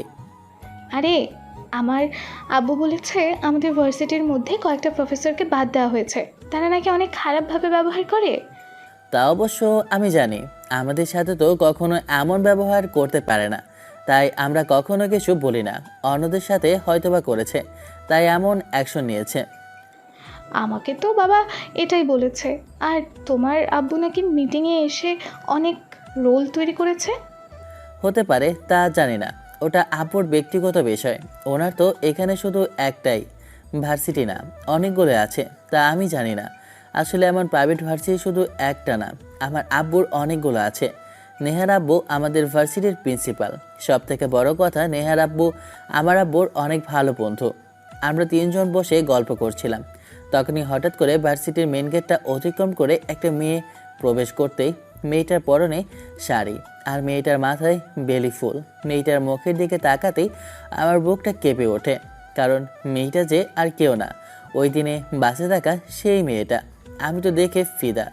ওখানে আমি মেয়েটাকে দেখে ক্লাসকে অজ্ঞান হয়ে যাওয়ার মতো অবস্থা। আশেপাশে তাকিয়ে দেখলাম যত ভার্সিটির ছেলেরা আসে সবাই মেয়েটার দিকে হা করে তাকিয়ে রইল, যেন কখনো কোনো মেয়ে দেখেনি। আমার তো খুব হিংসা হচ্ছে, এত সেজেগুজে আসার কি আছে। মেয়েটার হাতে অনেকগুলো ফাইল। মেয়েটা সোজা গিয়ে প্রিন্সিপালের রুমে যায়। যাওয়ার সময় তো হাসি খুশি ছিল, কিন্তু কিছুক্ষণ পর বের হয় মুখটা কেমন জানি, বুঝলাম না। তখন আমি রাহাতের উদ্দেশ্যে বলে উঠি, আচ্ছা নেহা, তুমি তাহলে ভেতরে ক্লাসে যাও, আমরা আসছি। কথাটা বলে আমি রাহাতকে একপাশে নিয়ে গিয়ে বলে উঠি, ভাই তোকে ওই দিনে মেয়ের কথা বলেছিলাম না, আসলে আমার কপালে মনে হয় মেয়েটা আছে। তাই তো দেখ, ওই যে দাঁড়িয়ে আছে, একটু খোঁজ নিয়ে দেখ তো কেন এসেছে মেয়েটা, আবার চলে যাচ্ছে কেন, একটু খোঁজ নিয়ে দেখ না, যা। নিলয়ের কথা শুনে আমি প্রিন্সিপালের রুমে যাই। ওখানে গিয়ে ফাইলগুলো চুরি করে নিয়ে এনে দেখে ওখানে অনেকগুলো ইন্টারভিউ দিতে আসলো। ফাইলগুলো চেক করে বুঝতে পারলাম মেয়েটার নাম ইরা। মেয়েটাকে প্রিন্সিপাল রিজেক্ট করে দেয়, কি জন্য জানি না। আমি গিয়ে ওইখানে একটা ছেলেকে জিজ্ঞেস করলাম, ছেলেটা বলে আজকে প্রিন্সিপাল ইন্টারভিউ নেওয়ার জন্য আসেনি, একটা ছেলে পাঠিয়েছে, ও ইন্টারভিউ নিয়েছে, কিন্তু ওনাকে কি জানি বলেছে, উনি না বলেছে, তার জন্য ওনাকে চাকরি দেয়নি। এরপর আমি আমার পরিচিত একজনকে কল করি। এরপর ওর মুখ থেকে সবকিছু শোনার পর গিয়ে নিলয়ের কাছে যাই। কিরে, কোনো খোঁজ খবর পেয়েছিস নাকি? আসলে উনি আমাদের ভার্সিটিতে ইন্টারভিউ দেওয়ার জন্য এসেছিল। আসলে ওনার চাকরির প্রয়োজন, তাই আমাদের এখানে প্রফেসর হিসেবে এসেছিল। কিন্তু প্রিন্সিপালের যে একটা চামচা আছে, ওনাকে খারাপ প্রস্তাব দিয়েছে, তার জন্য উনি ওখান থেকে চলে গিয়েছে। ওই হলারে তো আমি জানে মেরে ফেলবো। আচ্ছা ঠিক আছে, সমস্যা নেই, ওকে পরে দেখে নেব। এরপর আমি রাহাত আমরা দুজন ক্লাসের ভিতরে প্রবেশ করে এরপর সবগুলো ক্লাস শেষ করে আমরা দুজন একসাথে বের হই। আমি সবাইকে বিদায় জানিয়ে বাসার উদ্দেশ্যে রওনা দিই। একটু সময় পর আমি বাসায় এসে পৌঁছাই। বাসায় আসেই তখন দেখলাম আম্মু আমার পাশে দাঁড়িয়ে আছে, আর পাশে ছোট বোন। আমাকে দেখেই, ছোট্ট একটা রুম ভাড়া নিয়েছি, যেই রুমে এসে নিজের ব্যাগটাকে ছুঁড়ে মারলাম। ওই শালার সাহস কত বড় হয় আমাকে এইসব বলে প্রস্তাব দেওয়ার। মন চাই গলাটা এখনই টিপে ধরে মেরে ফেলি ছেলেটাকে। রুমে এসে ফ্রেশ হয়ে খাওয়া দাওয়া করে একটু ঘুমাবো, কিন্তু বারে বারে ওই ছেলেটার কথাই মনে পড়ছে। ছেলেটা কি আমাকে জাদু করলো নাকি? আজ পর্যন্ত কখনো কোনো ছেলের প্রেমে দূরের কথা আশেপাশেও ঘেঁষেনি, আর এখন বর্তমানে হয়েছেটা কি? আমি কেন বারবার শুধু ছেলেটার কথাই ভাবছি? যতবারই বলে ছেলেটার কথা ভাববো না, আরও বেশি শুধু মনে পড়ছে। আসলে ছেলেটা এত মায়াবী কেন? বারবার শুধু ওর কথাই মনে পড়ে। আমার মনে হয় ওর প্রেমে পড়ে গেছি। কিন্তু ছেলেটার নাম্বার তো নেই। ধ্যাৎ, কিন্তু ছেলেটা কি আমাকে কল করবে? না থাক, আমার মতো এতিম একটা মানুষ এসব কথা ভাবাও পাপ। সে বড় লোকের সন্তান, আমি এসব ভাবতে পারি না, আমার কোনো যোগ্যতা নেই। কী রে ভাইয়া, তোর সমস্যাটা কি? তুই কি আর ভালো হবি না? আমি আবার কি করলাম? আমার জানা অনুযায়ী তো আমি কিছুই করলাম না। তুই কি করিসনি শুধু খেয়াল করে দেখ, তোর সাথে কি কথা হয়েছিল। আমি তো তোর কথা অনুযায়ী তোর জন্য খেলনা চকলেট সব কিছুই নিয়ে এসেছি, তাহলে আবার কি কথা বাকি ছিল? আমার তো মনে নেই। গাধা, তোকে কি আমি বলেছি ওইগুলোর কথা? তারে বাসা থেকে যাওয়ার আগে তোকে যে সময় দেওয়া হয়েছে।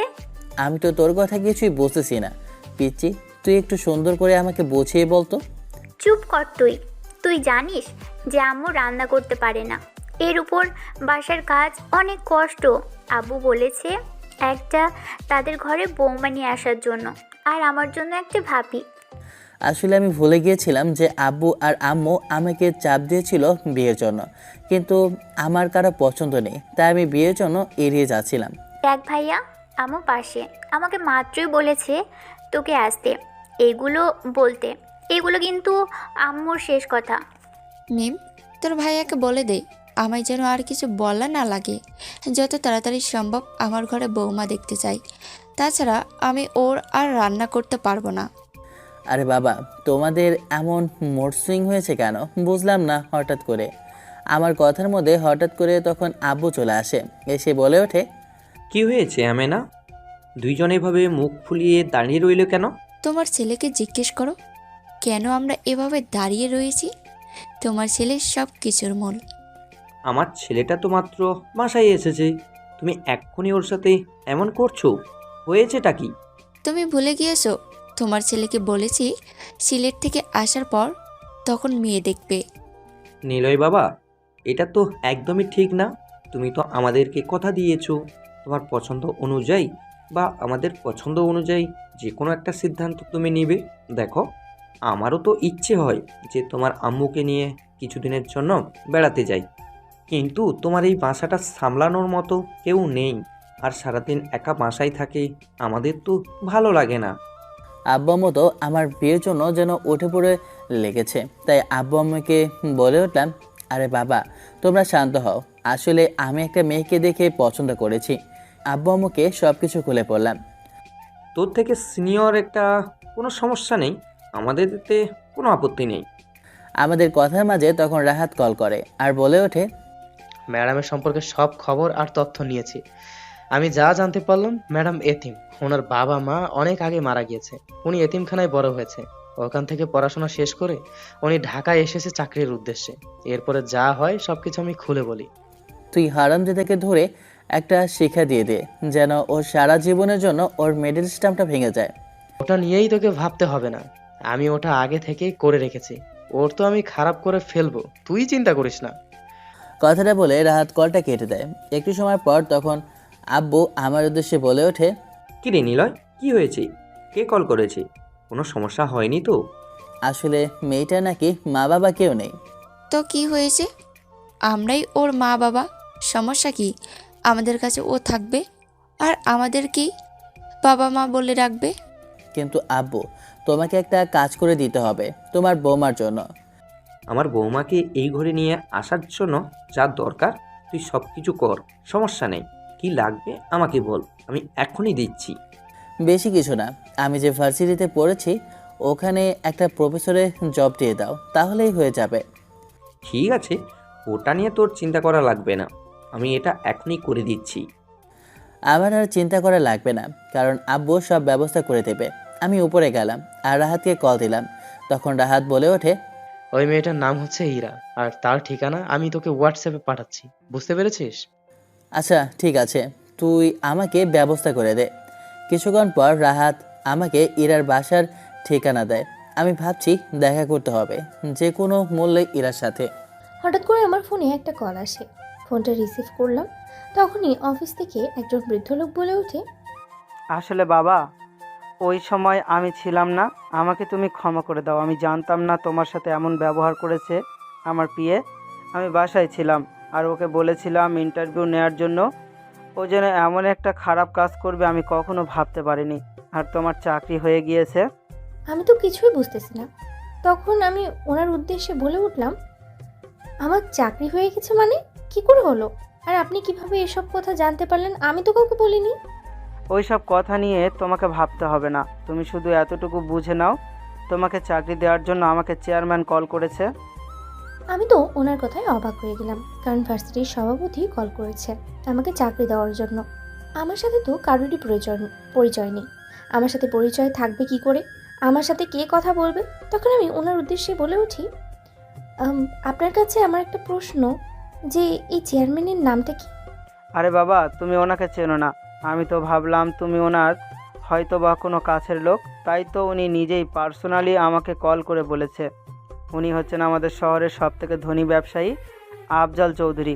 চৌধুরী গ্রুপ অফ ইন্ডাস্ট্রির একমাত্র মালিক তিনি, এবং আমাদের মতো এমন অনেকগুলো ওনার ভার্সিটি আছে যা উনি নিজে চালায়। এটা চিন্তা করছি যে কেউ হয়তো বা আমাকে দূর থেকেই সাহায্য করেছে, কিন্তু লোকটাকে যে আমাকে এভাবে সাহায্য করেছে। এখনও আমি কিছু খাইনি, দেখি বাজারে উনি বাজার করে নিয়ে আসতে হবে। এটা ভেবে আমি বাজারে যাওয়ার জন্য রওনা দিই। বাজারে গিয়ে বাজারটা সেরে আমি আসতেছি, তখনই বকাটে কিছু ছেলে ওখানে দাঁড়িয়ে সিগারেট খাচ্ছে।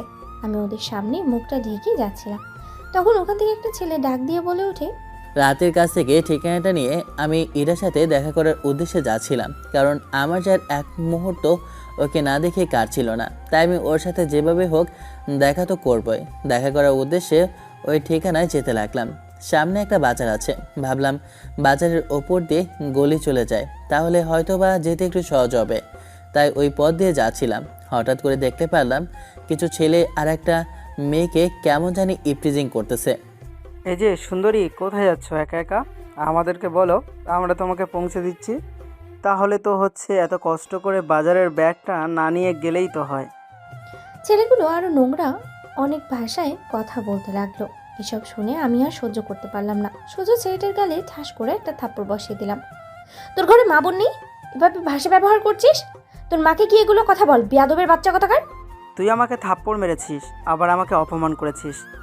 আজকে তোর এমন অবস্থা করব, পুরো গরিব মানুষ তোকে দেখবে আর নিজের রানী বানাতে চাইবে। শয়তান ছেলেটা কথাটা বলে আমার কাপড়ের আঁচলটা টান দিয়ে খুলে ফেললো।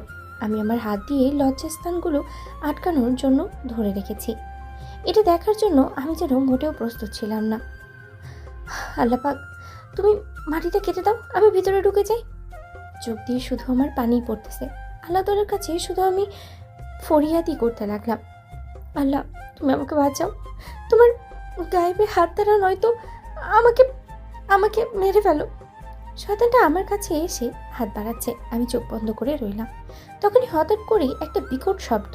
দেখলাম ছেলেটা পড়ে গিয়ে একটা গাড়ির সাথে দাপ করে পড়ে। আমার সামনে দাঁড়িয়ে আছে নিলয়। আমি যেন ওকে দেখে আর নিজেকে রাখতে পারলাম না। আমি তাকে জড়িয়ে ধরলাম। ইরার এমন অবস্থা দেখে আমার মাথার মধ্যে রক্ত চেপে বসলো।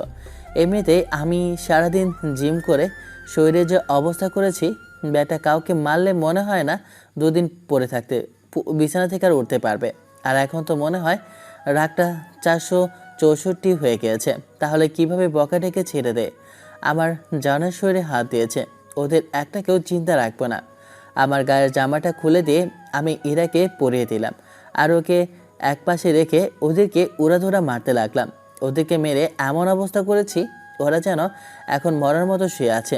শুধু যাওয়ার সময় ওই ছেলেটা আমাকে বলে যায়, তোর আমি এমন অবস্থা করব তুই সারা জীবন মনে রাখবি।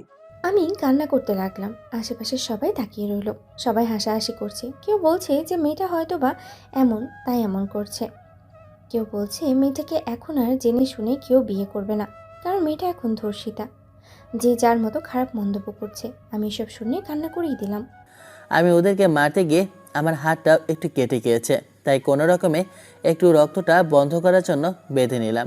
আশেপাশে লোকগুলো একসাথে জড়ো হয়ে ইরাকে যেমন তেমন কথা বলে যাচ্ছে। এটা শোনার পর আমার মাথাটা গরম হয়ে যায়। ইরার কাছে যেতেই তখন লোকেরা বলছিল, এই মেয়েটাকে এখন কে বিয়ে করবে? মেয়েটা তো এখন বাজারে একটা মেয়ে হয়ে গিয়েছে। চুপ, একদম চুপ। তোমাদের সাহস কী করে হয় তোমরা এসব কথা বলো? কিছু না জেনে না বুঝে কাউকে এভাবে বলা উচিত না। আরে তোমরা হচ্ছে সমাজে বিগড়ে যাওয়া একটা ময়লা আবর্জনা। যাদেরকে যেখানে ফেলা হয় তারা সেখানে বসে শুধু গন্ধ ছড়ানো ছাড়া আর কোনো তাদের কাজ নেই। আমার মুখে এমন কথা শুনে আশেপাশে যারা এসব কথা বলছিল সবাই চুপ করে দাঁড়িয়ে রইল। কারো মুখ থেকে আর কোনো কথা বের হচ্ছে না। আরে তোমরা আছো যে যার মতো, আর যে যার মনের মতো করে বলছো যে মেয়েটা এমন মেয়েটা অমন, না হলে এখানে আসলো কেন? আসলে তোমাদের মতো কিছু মানুষ আছে বিধায় আজকে আমাদের সমাজের মধ্যে মেয়েরা সেফ থাকতে পারে না। তোমরা যদি নিজেরা একটু নিজেদের মেয়েদের মতো, নিজেদের সন্তানের মতো, নিজেদের বোনেদের মতো তাদেরকে দেখতে, তাহলে আজকে মেয়েদের এমন দশা হতো না। যখন আজকে মেয়েটাকে এমন অবস্থায় তোমরা দেখছিলে তখন তোমরা হাসাহাসি করছিলে, কেউ এগিয়ে আসোনি, কেউ মেয়েটার অবস্থা বুঝতে পারেনি। শুধু নিজেরা হাসাহাসি আর নিজেদের একটু তামাশা উল্লাসের জন্য মেয়েটার জীবন নিয়ে খেলা করতেছো। তোমরা খেলা করবে বা না কেন? তোমরা তো আমাদের এই সমাজের ময়লাযুক্ত একটা ডাস্টবিন। তোমাদের মতো কিছু মানুষ আজও আছে বিদায় তাই আমরা এই ডাস্টবিনযুক্ত ময়লাগুলো আজও পরিষ্কার করতে পারি না। তোমরা যতদিন এভাবে ডাস্টবিনের মতো পড়ে থাকবে ততদিন পর্যন্ত এমন ভাইরাসযুক্ত মানুষগুলো জন্ম দেবে আর তোমাদের মা বোনের গায়েও হাত দিবে। আমার কথা শুনে সবাই মাথা নিচু করে রইল। আমি ইরাকে নিয়ে ওর বাসায় যেতে লাগলাম। আমি যেন এক দৃষ্টিতে তাকিয়ে রইলাম শুধু ওর দিকে। নীলা এত সুন্দর করে গুছিয়ে কথা বলতে পারে আমার জানা ছিল না। আমি কান্না করতে লাগলাম। তখন নীলা আমাকে বলে ওঠে, কি হয়েছে? তুমি কান্না করছো কেন? আমি বাঁচতে চাই না। এই সমাজে আমি মুখ দেখাবো কি করে? আমাকে কি করে মানুষ তাদের সমাজে থাকতে দেবে? কেউ এগুলো শোনার পরে কখনো আমাকে আর তার জীবন সঙ্গী হিসেবে গ্রহণ করবে না। চুপ, একদম চুপ। এইসব কথা বলা একদম উচিত না। কথাটা বলে আমি সোজা ইরার হাত ধরে কাজী অফিসে নিয়ে গেলাম। ওখানে গিয়ে রাহাতকে কল করে নিয়ে আসি। এরপর ওখানে ইরাকে আমি বিয়ে করে নিয়ে আসি। ইরা তো কান্না করে যাচ্ছে। আমি এরপর ওর বাসায় নিয়ে আসি। তখন ইরা বলে ওঠে, তুমি আমাকে বিয়ে করেছো এই সমাজের কথা না ভেবে। তোমার মা বাবা আমাকে মেনে নেবে?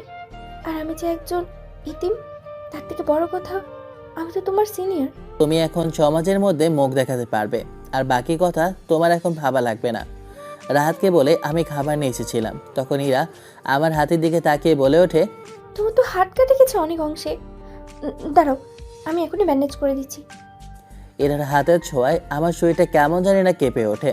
আসলে বেশ ভালোই লাগছিল। আমি শুধু ওর দিকে তাকিয়ে রইলাম। তখন আমি ওর উদ্দেশ্যে বলে উঠলাম, আপনি এখন এখান থেকে চলে যান। আপনি আমার মান সম্মান বাঁচানোর জন্য নিজের সব কিছু হারিয়েছেন। আরও কিছু হারান, এটা আমি চাই না। আমি সব কিছু ভুলে যাব। কথাটা বলে এক প্রকার জোর করে আমাকে বাসা থেকে বের করে দেয়। সমস্যা নেই, আজকে বের করে দিয়েছো, পরের দিন ঠিকই ঢুকিয়ে নেবে। আমি অবশ্যই আমার ভালোবাসা দিয়ে ওকে জয় করব। খুশিতে আমার যে কি করব কিছুই বুঝে উঠতে পারছি না, কারণ আমি যে সুযোগে বিয়েটা করে ফেলেছি ইরাকে। আমি বাসায় চলে আসি। বাসায় এসে ফ্রেশ হয়ে খাওয়া দাওয়া করে ঘুমিয়ে পড়ি, কারণ আজকে অনেক ধকল গিয়েছে। আম্মু দেখেনি, যদি হাতটা দেখতো তাহলে তো অবস্থা খারাপ ছিল। আব্বু দেখলে তো পুরো কিয়ামত হয়ে যেত।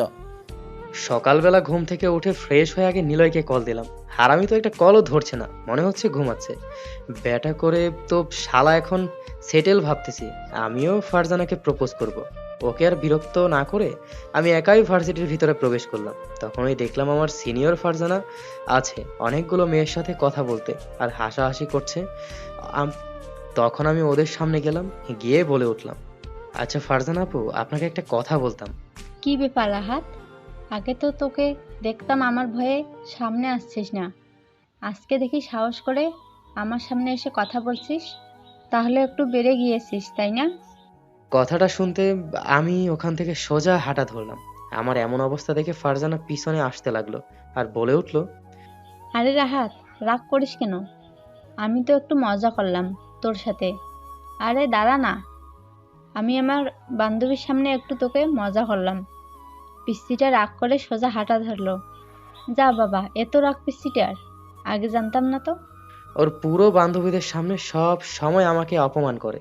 যখন আমি ভার্সিটিতে আসি তখন আমাকে নিয়ে র্যাগিং করে। আসলে ওকে আমি প্রথম দেখাতে ভালোবেসে ফেলেছি, আর ভালোবাসবই না কেন। সব থেকে সুন্দর মেয়ে বলে কথা, কিন্তু বেশিরভাগ আমার সাথে কেমন জানি করে, কিন্তু এমন অন্য কোনো ছেলেকে পাত্তা দেয় না, আমাকে যেমন পাত্তা দেয়।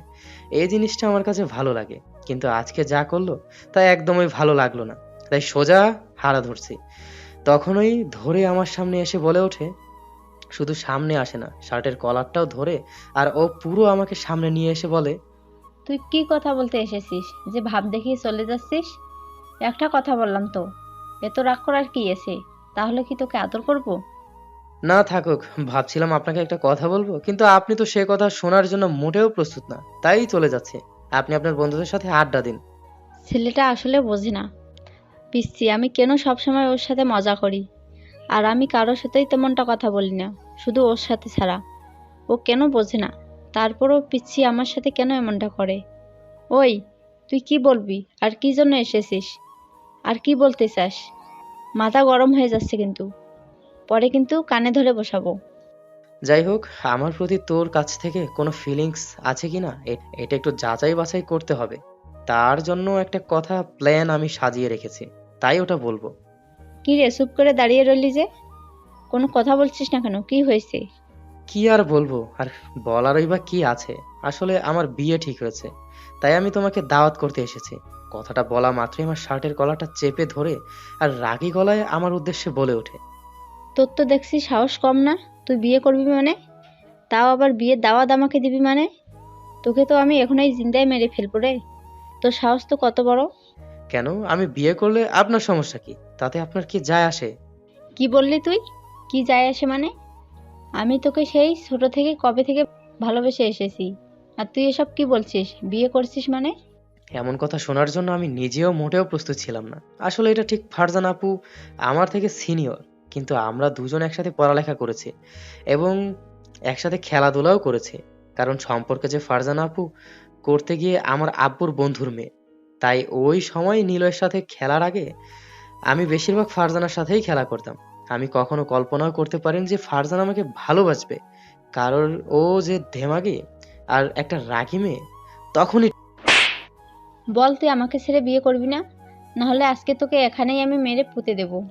আমি ভার্সিটির ক্যাম্পাসের ভিতরে প্রবেশ করে দেখে তো অবাক হয়ে যায়, কারণ ফারজানা রাহাতের শার্টের কলার ধরে ওকে থাপড়াচ্ছে। তখনই আমি দৌড়ে ফারজানার হাতটা ধরে ফেলি। ফারজানা কান্না করতে করতে বলে ওঠে, নিলয় ভাইয়া দেখো না তুমি, আমি তোমার বন্ধুকে সেই ছোটবেলা থেকে ভালোবাসি, কিন্তু কথাটা বলতে পারিনি। ও কি বুঝে না আমি ওকে ভালোবাসি? কিন্তু ও বলছে ও নাকি কোনো মেয়েকে বিয়ে করছে। বলেন না ভাইয়া, ওকে বিয়েটা না করতে, আমি ওকে ভালোবাসি। আমি তো রাহাতের দিকে তাকাতেই রাহাত একটা চোখ টিপ দেয়। তখন আমি ওকে একটা থাপ্পড় দেই আর ফারজানাকে বলি, আরে তুমি কান্না করো না, আসলে ও মিথ্যা বলছে, ওর কোনো বিয়ে হচ্ছে না। আসলে ও তোমাকে ভালোবাসে, তাই এমনটা করেছে। তোমাকে বলতে পারছে না তো, তাই তোমার মুখ থেকেই শুনতে চাচ্ছে। হারামজাদা, তুই বলেছিস নাকি? এখন তো আমাকে মেরে মেরে আলুর দাম বানিয়ে ফেলবে। ফারজানা কথাটা শুনে কান্না করতে করতে আমার বুকে কেল ঘুষি মারতে লাগলো।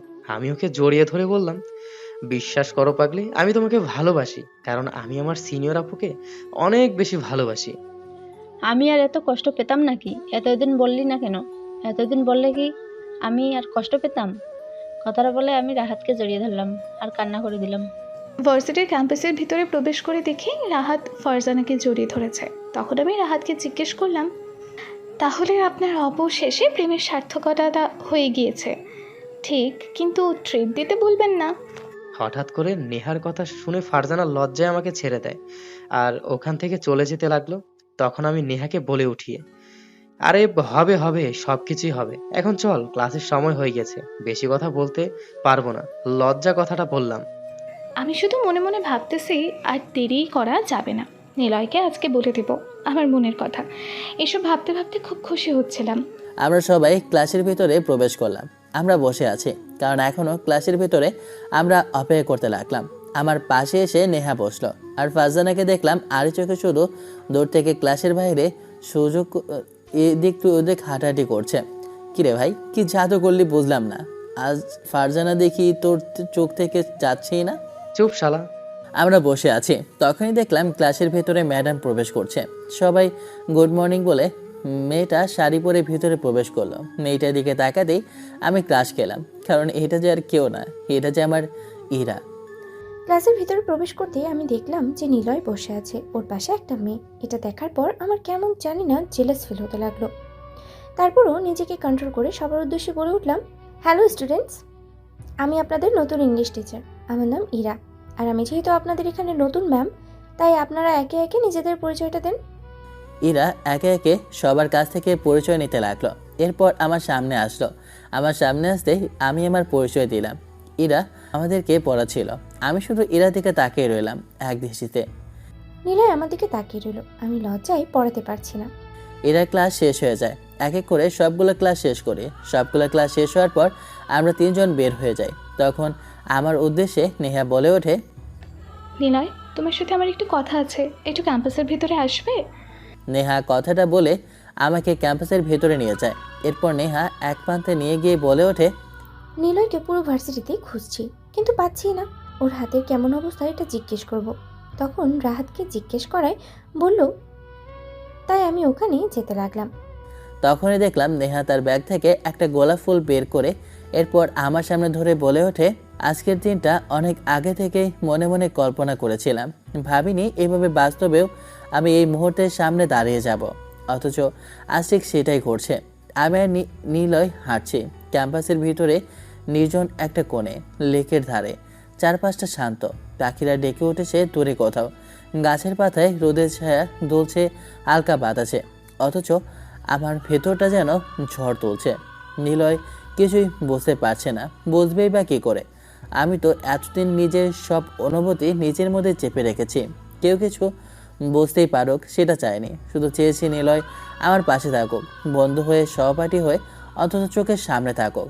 আজ বলবো, সিদ্ধান্ত নিয়েই ফেলেছি, না বললে হয়তো সারা জীবন আফসোস থেকে যাবে। আমি হঠাৎ থেমে দাঁড়াই। নিলয় একটু অবাক হয়ে আমার দিকে তাকায়। নেহা, কি হয়েছে? আমি ধীরে ধীরে ব্যাগের চেইন খুলে একটা ছোট্ট গোলাপ বের করি। অনেক দিন ধরেই নিজের কাছে লুকিয়ে রেখেছিলাম এটা, আজ দিতে হবে। আজ না দিলে আর কখনো হয়তো সাহস পাবো না। আমি নিলয়ের চোখের দিকে তাকিয়ে বলি, আমি জানি হঠাৎ করে কাউকে ডেকে এনে কিছু বলাটা খুব অস্বাভাবিক শোনায়, কিন্তু আমি যদি এখন কিছু না বলি তাহলে আমি নিজেকে আর কখনো ক্ষমা করতে পারবো না। সে আমার দিকে তাকিয়ে কিছু না বলে শুধু শুনছে। আমি আরও সাহস করে এগিয়ে যাই। তুমি নিশ্চয়ই ভাবছো হঠাৎ করে আমি এত আবেগী হয়ে উঠলাম কেন। হয়তো আজকে ইরা ম্যাম এসেছে আর তুমি ওর দিকে তাকিয়েছিলে, সেটা আমি দেখেছি। কিন্তু বিশ্বাস করো, আমার আজকের বলা কথা কোনো হিংসা থেকে নয়। এই অনুভূতিগুলো আমি বহু বছর ধরে নিজের মধ্যে জমিয়ে রেখেছি। আমি একবার চোখ নামিয়ে নিঃশ্বাস নিই, তারপর আবারও চোখে চোখ রেখে বলি, তোমাকে আমি প্রথম দেখেছিলাম কলেজ লাইফে। তুমি হয়তো জানো না আমি তোমার প্রতি তখন থেকেই কেমনভাবে মুগ্ধ হয়ে পড়েছিলাম। তোমার সরলতা, আত্মসম্মান, মানুষের প্রতি সম্মান সব কিছু আমাকে এক অদ্ভুত আবেশে বেঁধে ফেলেছিল।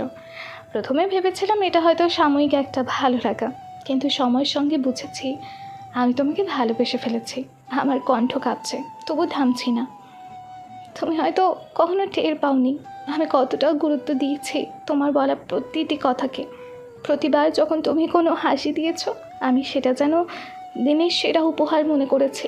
আবার যখন তুমি মন খারাপ করে বসে থেকেছো, আমি চুপি চুপি তোমার পাশে বসে থেকেছি, কিচ্ছু বলিনি, শুধু চেয়েছি তুমি ঠিক থাকো।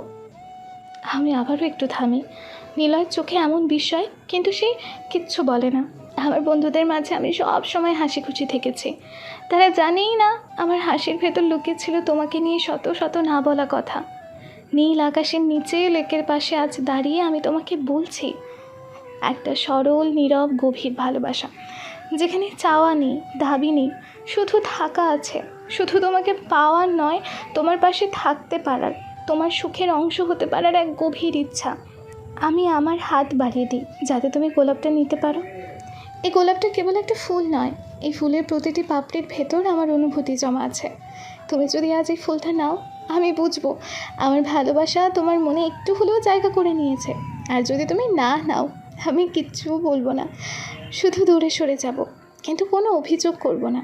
কারণ ভালোবাসা মানেই দাবির মধ্যে বন্দি করা নয়, ভালোবাসা মানেই স্বাধীনতা, সম্মান আর শ্রদ্ধা। আমার গলা ধরে আসে, কিন্তু আমি চোখের জল জমতে দিই না।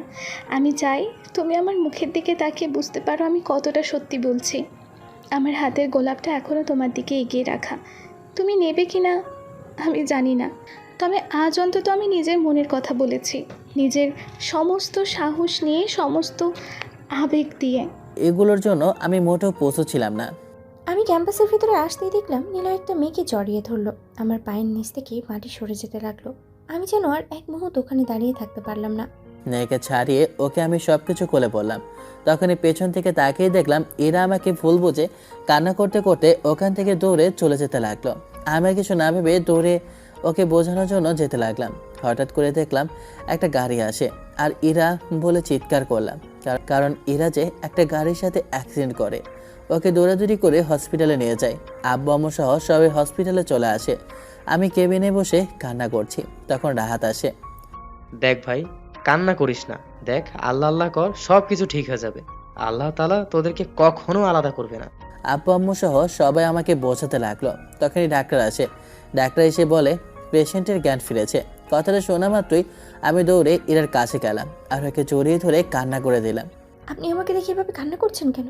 আপনার তো খুশি হওয়ার প্রয়োজন, কারণ আমি চলে গেলে তো আপনি অন্য কাউকে নিয়ে থাকতে পারবেন। চুপ, একদম চুপ, একটা কথাও বলবে না। আমি অন্য কাউকে না, আমি শুধু তোমাকে ভালোবাসি। আর ওটা আমি ওকে ভালোবাসি না, ও আমাকে ভালোবাসে। ইরাকে সব কিছু খুলে বলি। তখন ইরা আমাকে সব শুনে ইরা আমাকে বলে ওঠে, তাহলে এত কষ্ট দিলেন কেন আমাকে? আপনি বোঝেন না আমার ছোট মনে অনেক কষ্ট পায়। আসলে আমার বউটা বয়সে সিনিয়র হলে কি হবে, এখনও তার মন মানসিকতা বাচ্চার মতো। তখনই আব্বা আম্মু রুমে প্রবেশ করে আর আমাকে বকাবকি করে বলে ওঠে, খবরদার তুই আমাদের মেয়ের কাছে আসবি না। তুই কি হাল করেছিস মেয়েটার? তুই কিন্তু আমার বৌমার কাছেও ঘেসবি না, বলে দিলাম। আজকে তোর জন্য বৌমা এখানে বসে আছি। তোর এখন শাস্তি হচ্ছে সারাদিন তোমার সেবা যত্ন করবি। আমি কখনো কল্পনাও করতে পারিনি যে নিলয়ের মা বাবা আমাকে এভাবে তাদের মেয়ের মতো করে আপন করে নেবে। আল্লাহ পাকের কাছে আমি লাখো কোটি শুকরিয়া যে আল্লাহ পাক আমাকে হাজার কষ্টের পরে এভাবে এমন দুজন মা বাবা দান করেছেন। আমার মনে হয় আমি শব্দ করে আল্লাহ তাআলার কাছে যা চাইতাম, আল্লাহ তাআলার দরবারে আমি হাত তুলে যা চাইতাম, তাই আজকে থেকে আল্লাহ পাক আমাকে দিয়ে দিয়েছেন। ধীরে ধীরে আমার সেবা যত্ন পেয়ে ইরা সুস্থ হয়ে যায়। আব্বু আম্মু নতুন করে আমার আর ইরার ধুমধাম করে বিয়েটা দিয়ে দেয়। ইরাকে নিয়ে ছাদে বসে আছে আর ইরা আমার মাথায় হাত বুলিয়ে দিচ্ছে। তখন ইরা আমাকে ভালোবাসার কবিতা বলছে। তোমার নামের ভিতরে যেন একরাশ শান্তি, নিলয় পড়লেই হৃদয়ে জাগে এক নীরব ভ্রাতৃত্বের গান। তুমি আমার জুনিয়র, হ্যাঁ কথাটা ঠিক, কিন্তু হৃদয় হিসেবে তুমি অনেক বেশি কাছের প্রিয়। তোমার হাসিতে লুকানো মেঘহীন আকাশ, তোমার চোখে দেখি আমি স্বপ্নের প্রকাশ। পথে যদি ক্লান্তি নামে, মনে রেখো নিলয়, ইরা তোমার পাশে আছে, নির্ভীত এক আশ্রয়। স্নিগ্ধ বিকেলে চায়ের কাপে যে উষ্ণতা, তোমার কথাতেই খুঁজে পাই সেই মিষ্টতা। নির্ভরতায় গড়া বন্ধন, ভালোবাসায় টইটম্বর। তুমি আমার জুনিয়র জামাই, অথচ হৃদয়ে সবচেয়ে গুরু। তাই এই কবিতায় থাকুক আমার কথা, তোমার জন্য ইরার ভালোবাসা অক্লান্ত নির্বাক ব্যথা। হোক পথ আলাদা বা সময়টা ব্যস্ত, ভালোবাসা আমার চিরন্তর নিলয়ের জন্যই অচল এক চুক্তিপত্র। অনেক ভালোবাসি তোমাকে, কথাটা বলে জড়িয়ে ধরলাম আর শান্তির ঘুম দিলাম। গল্পটা কেমন হয়েছে অবশ্যই কমেন্ট করে জানাবেন। ভালো থাকবেন, সুস্থ থাকবেন। আল্লাহ হাফেজ, tata, bye bye, have fun, খোদা হাফেজ।